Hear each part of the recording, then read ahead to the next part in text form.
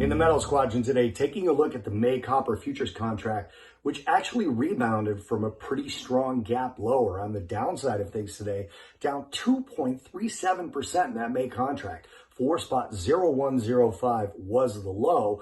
And then on the high side of things, only up 38 basis points, but we did end up finishing the day up about 15 basis points. That high was 4.1215. So a very impressive performance after gapping lower. Now there's still the worry of demand being slower than expected. That's plaguing industrial metals in general. Has to do with some of the weaker data we saw last week in China.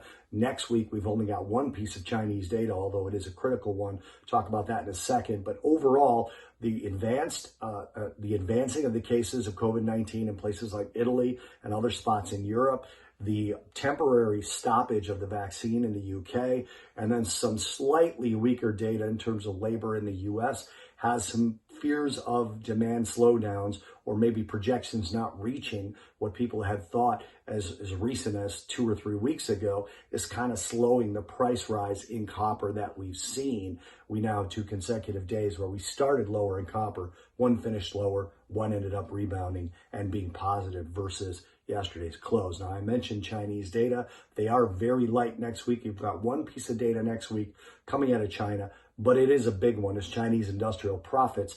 That could potentially move copper. If profits are better than people expect, then people will think the recovery is a little bit better than maybe has been calculated into the price of copper so far. So we'll be watching that closely next week.